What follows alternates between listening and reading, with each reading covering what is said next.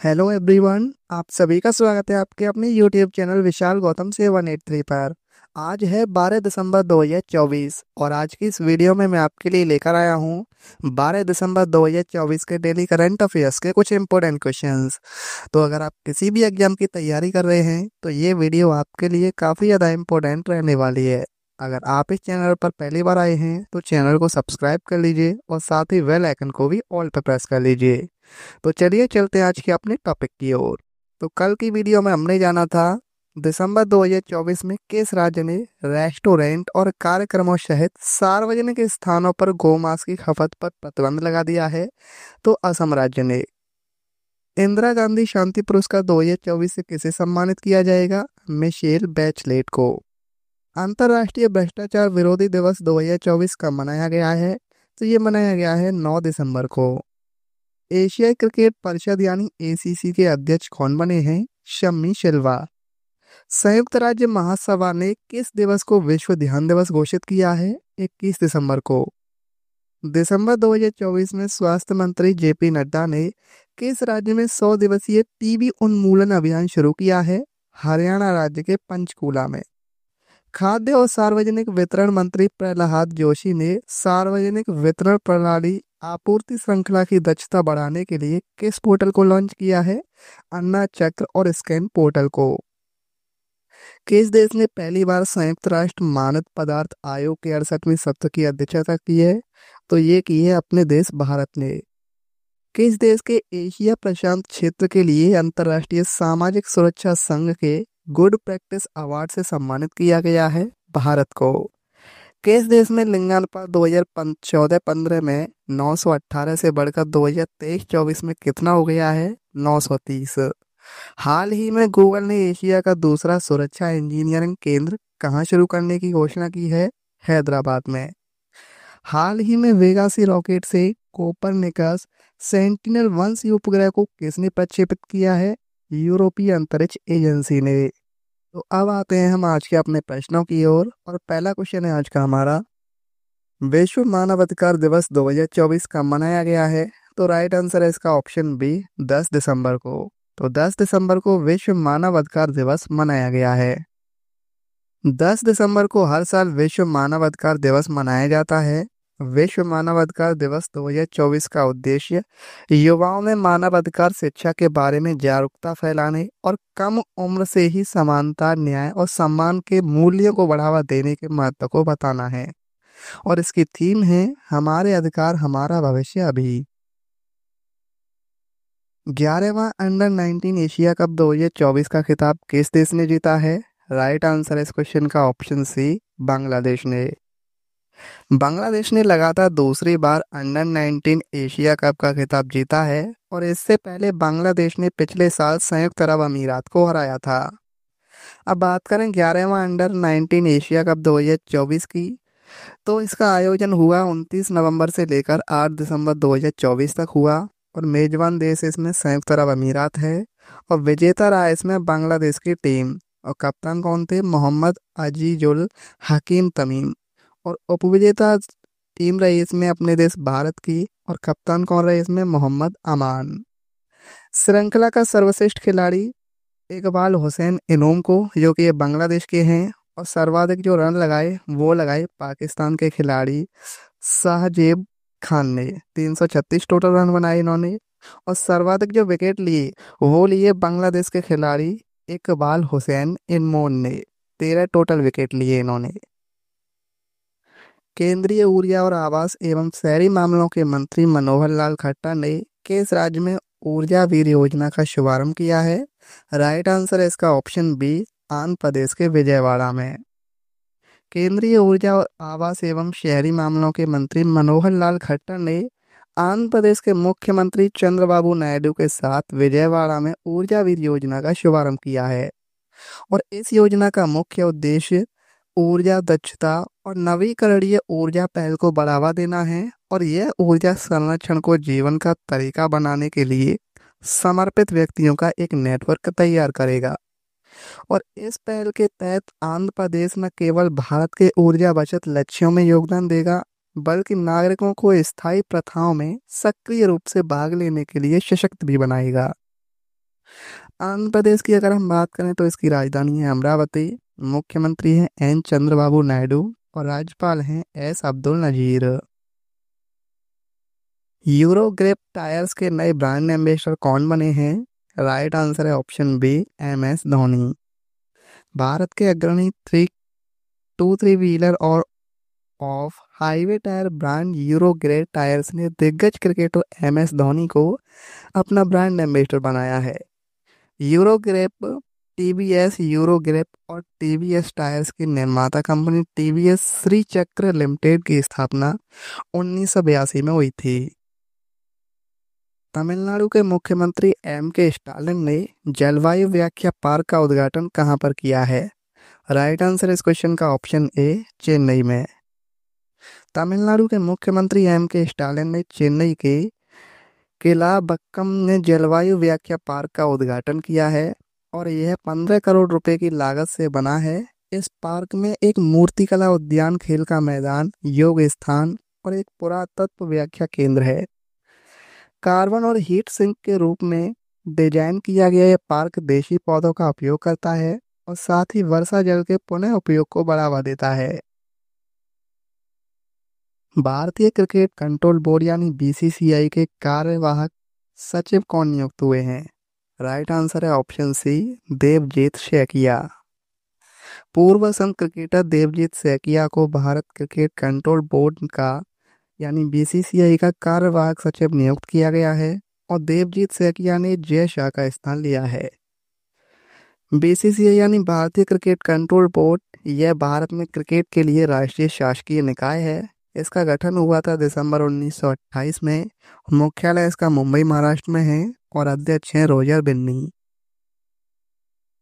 अमेरिकी राज्य नेब्रास्का ने किस तिथि को महात्मा गांधी स्मृति दिवस घोषित किया है? राइट आंसर है ऑप्शन सी, 6 दिसंबर को। 6 दिसंबर 2024 को नेब्रास्का स्टेट कैपिटल में महात्मा गांधी की प्रतिमा का अनावरण किया गया है, जिसे महात्मा गांधी स्मरण दिवस के रूप में घोषित किया गया है। नेब्रास्का के गवर्नर जिम पेनेल ने यह विशेष दिन गांधी जी के अहिंसा, सहिष्णुता और न्याय के सिद्धांतों को सम्मानित करने के लिए घोषित किया है। इस कार्यक्रम का आयोजन सिएटल स्थित भारतीय वाणिज्य दूतावास और नेब्रास्का गवर्नर कार्यालय के सहयोग से हुआ है। दिसंबर 2024 में किस राज्य में प्रधानमंत्री आवास योजना के तहत 16,000 घर बनाए जाएंगे? तो राइट आंसर है ऑप्शन डी, उत्तराखंड। उत्तराखंड राज्य में आवास आवश्यकताओं को पूरा करने के लिए एक महत्वपूर्ण कदम में उत्तराखंड सरकार ने प्रधानमंत्री आवास योजना के तहत कम आय वाले परिवारों के लिए 16,000 किफायती घरों के निर्माण की घोषणा की है और यह पहल प्रधानमंत्री मोदी के अंत्योदय के दृष्टिकोण के अनुरूप है, जिसमें बेघर परिवारों को पक्के घर उपलब्ध कराए जाते हैं। प्रधानमंत्री आवास योजना की अगर हम बात करें तो इसकी शुरुआत 25 जून 2015 में की गई और यह एक आवास योजना है जिसका उद्देश्य ग्रामीण बेघर नागरिकों को पक्का मकान प्रदान करना है। उत्तराखंड राज्य की राजधानी है देहरादून शीतकालीन के लिए और गैरसैंण है ग्रीष्मकालीन के लिए। स्थापना हुई थी उत्तराखंड की 9 दिसंबर 2000 को। मुख्यमंत्री हैं पुष्कर सिंह धामी और राज्यपाल हैं लेफ्टिनेंट जनरल गुरमीत सिंह। नरसंहार अपराध के पीड़ितों की स्मृति और सम्मान का अंतर्राष्ट्रीय दिवस 2024 का मनाया गया है। राइट आंसर है ऑप्शन सी, 9 दिसंबर को। हर साल 9 दिसंबर को अंतर्राष्ट्रीय नरसंहार पीड़ित स्मरण और रोकथाम दिवस के रूप में मनाया जाता है। यह दिन नरसंहार के पीड़ितों को सम्मानित करने और ऐसे अपराधों को रोकने के लिए वैश्विक प्रतिबद्धता को दोहराने का अवसर प्रदान करता है। 9 दिसंबर 1948 में संयुक्त राष्ट्र महासभा द्वारा अपनाई गई इस संधि ने नरसंहार को अंतर्राष्ट्रीय अपराध घोषित किया और इसे रोकने और दंडित करने के लिए अंतर्राष्ट्रीय समुदाय को जिम्मेदार बनाया था और इसी संधि की वर्षगांठ की याद में इस दिन को मनाया जाता है। किस राज्य की जल संचयन परियोजना के लिए एशियाई विकास बैंक से $50 मिलियन का ऋण स्वीकृत किया है? राइट आंसर है ऑप्शन डी, मेघालय। एशियाई विकास बैंक ने मेघालय में जल संचयन प्रणाली की स्थापना और राज्य में जल सुरक्षा बढ़ाने के लिए $50 मिलियन का ऋण देने पर सहमति व्यक्त की है। इस उद्देश्य के लिए नई दिल्ली में भारत सरकार और एडीबी प्रतिनिधि के बीच एक समझौते पर हस्ताक्षर किए गए हैं और इस ऋण समझौते पर वित्त मंत्रालय के आर्थिक मामलों के विभाग की संयुक्त सचिव जूही मुखर्जी और एडीबी के भारत निवासी मिशन के कंट्री डायरेक्टर म्यू ओका ने हस्ताक्षर किए हैं।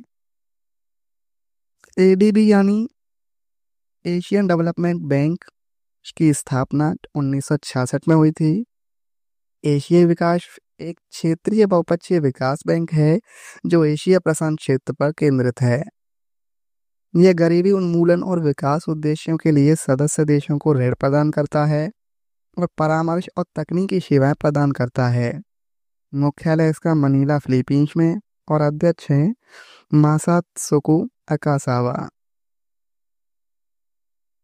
विश्व की सबसे उम्रदराज जानी जाने वाली जंगली पक्षी ने 74 वर्ष की उम्र में अंडा देकर इतिहास रच दिया है। इस पक्षी का क्या नाम है? तो इसका नाम है ऑप्शन बी विजडम।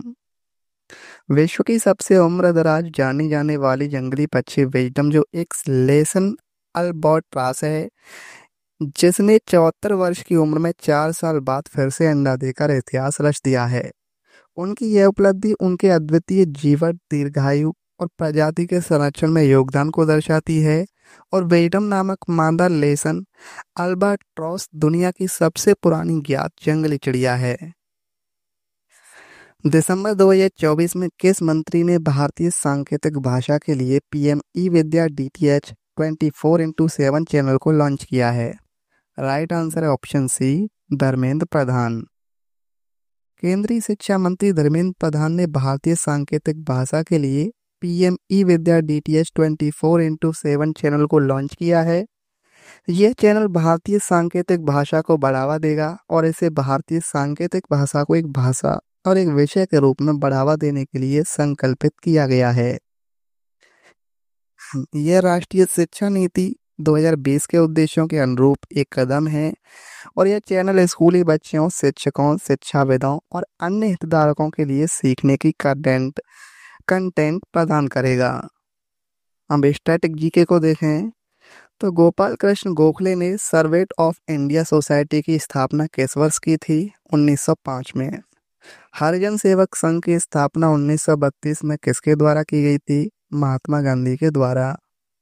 भारत के राष्ट्रपति के रूप में चुनाव के लिए योग्यताओं का उल्लेख किस अनुच्छेद में किया गया है? तो अनुच्छेद 58 में। राष्ट्रपति को संसद की अवकाश के दौरान अध्यादेश जारी करने का अधिकार किस अनुच्छेद के अंतर्गत है? अनुच्छेद 123। राज्य विधानसभाओं की अवधि का उल्लेख किस अनुच्छेद में किया गया है? अनुच्छेद 172 में। इंद्रावती किस नदी की सहायक नदी है? गोदावरी की। मंजीरा नदी महाराष्ट्र, कर्नाटक और किस राज्य से होकर गुजरती है? तेलंगाना से। मानस वन्य जीव अभ्यारण्य कहाँ स्थित है? असम में। 2011 की जनगणना के अनुसार सर्वाधिक साक्षरता वाला राज्य कौन सा है? केरल। और अंडमान और निकोबार द्वीप समूह की सबसे ऊंची चोटी कौन सी है? Saddle peak. कल के वीडियो में एक क्वेश्चन पूछा था मैंने कि संयुक्त राष्ट्र महासभा ने किस दिवस को विश्व ध्यान दिवस घोषित किया है? तो राइट आंसर था इसका 21 दिसंबर। और अब आपके लिए आज का क्वेश्चन है, विश्व मानवाधिकार दिवस 2024 कब मनाया गया है? इस क्वेश्चन का सही आंसर आपको कमेंट में बताना है। अगर आपको ये वीडियो आज की हेल्पफुल लगी हो तो आप इस वीडियो को अपने दोस्तों के पास जरूर शेयर करना। तो चलिए चलते हैं, मिलते हैं कल की एक और क्लास में। तो जय हिंद, जय भारत, वंदे मातरम।